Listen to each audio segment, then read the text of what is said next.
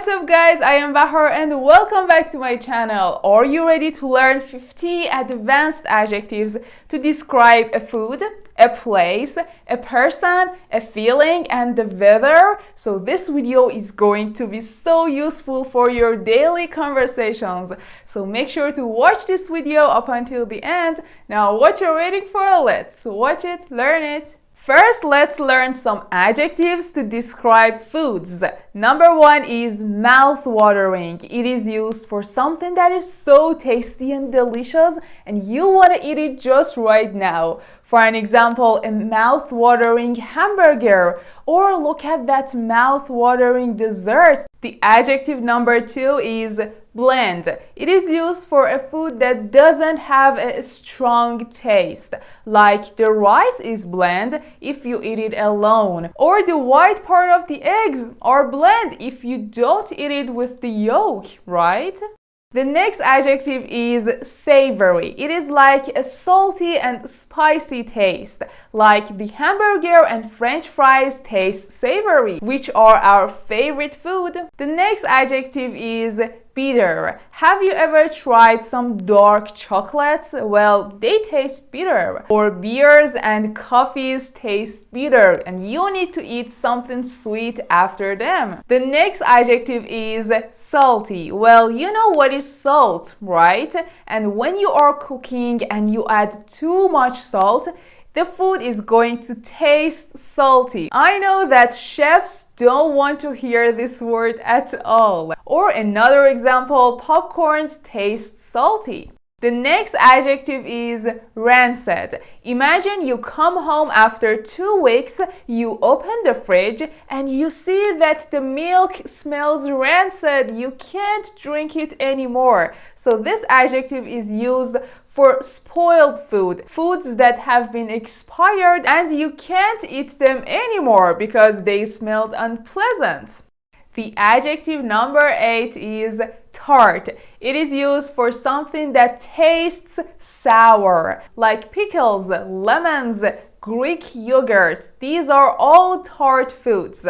The next adjective is spicy. Well, when you add pepper to the food, it will definitely taste spicy and that is my favorite taste. Honestly, I tried spicy chicken once and I couldn't breathe after that.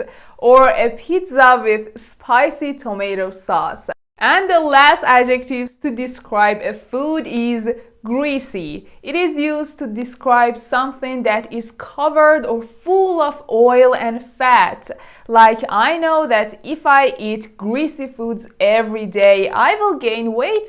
I'm definitely sure about it. It's time to learn some adjectives to describe a person. The first one is blunt. It describes a person who says everything that they're thinking about right now without being polite. Like, they don't care about others' feelings or emotions, they just say what's in their mind. For an example, is that a new dress? Isn't it old-fashioned?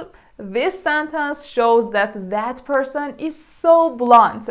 Or, wow, you painted the walls purple? That's not my favorite color. So remember that blunt is a negative adjective.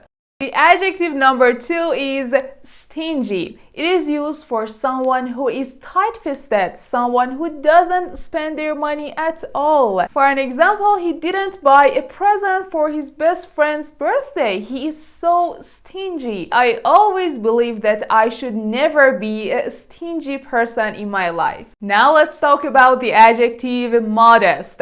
It describes a person who is very rich or successful and they don't want to show off or brag about them. Or someone who doesn't think that they are better than others. For an example, she has never talked about her Lamborghini. What a modest lady. The next adjective is people person. It is used for someone who is extroverted, someone who enjoys talking to other people and communicating. It is synonym for someone who is very outgoing. For an example, everyone loved Jimmy at the party. He is such a people person. The next adjective, which is a negative one, is nosy. It is used for someone who is curious about others' personal lives. Like they keep asking about some information about your life and you feel like, I don't want to talk about my secrets with you. You are such a nosy person. Like they would say, do you know Sam and Emma broke up? I couldn't believe that she lied to her husband. That is unbelievable. And at this moment, you can say that this person is nosy.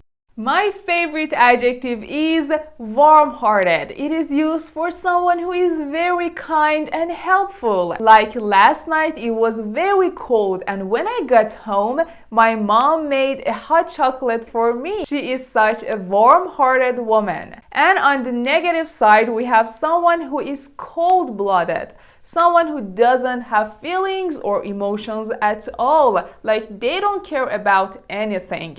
For an example, I hurt my knee, but she didn't care about it at all. Such a cold-blooded friend. The last adjective to describe someone is breezy. It is used for a person who behaves in a casual and confident manner, and also it is used for someone who feels relaxed and calm. For an example, in stressful situations, try to behave in a breezy manner. That would definitely help you. Now it's time to talk about some adjectives about places. The adjective number 1 is peaceful. It is used for a place where there is no noise around you and it is so calm and relaxing, and you would say it is time to do some yoga or maybe take a nap. Like near the beach or on top of the mountains, you can feel that the place is so peaceful. Also, you can describe somewhere with picturesque.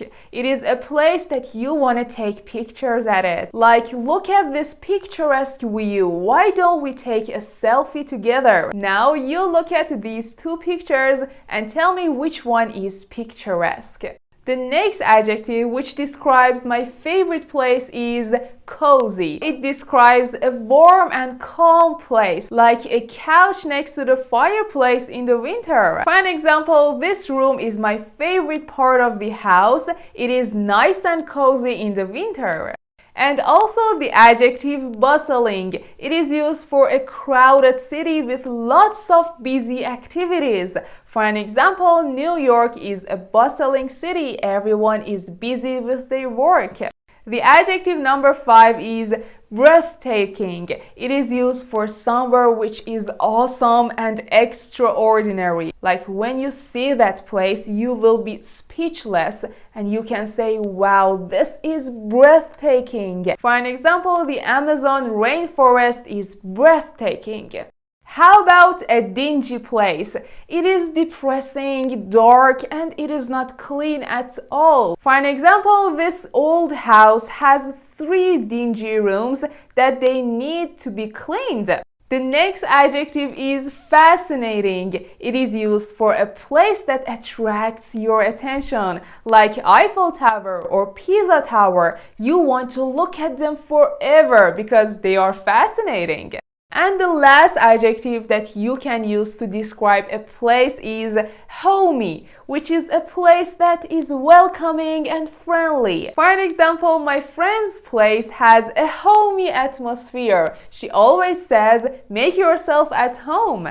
Alright guys, now are you ready to describe the weather together? The first adjective is clear. It is used when there is no clouds or rain. Like when your friend calls you and asks you how's the weather, you can look at the outside and say it is clear, let's go to the beach. The next word is breezy. It is like the weather is kind of windy, but it is pleasant. Like it was a bright and breezy day. What a memorable day. The next adjective is fine. Like it is sunny and it is not rainy at all. Like when your friend calls you and say, how are you? You can say, I'm fine. It is like the same way. Like they can ask you, how's the weather? And you can say, it's fine, it's good. The adjective unseasonable. It is not the type of weather that you expect in that particular season. Like it was summer and the weather was freezing and very cold. It was unseasonable weather. The adjective number 5 is misty, like lots of mist in the air and there is a heavy fog. Like I couldn't see the view because the weather was misty.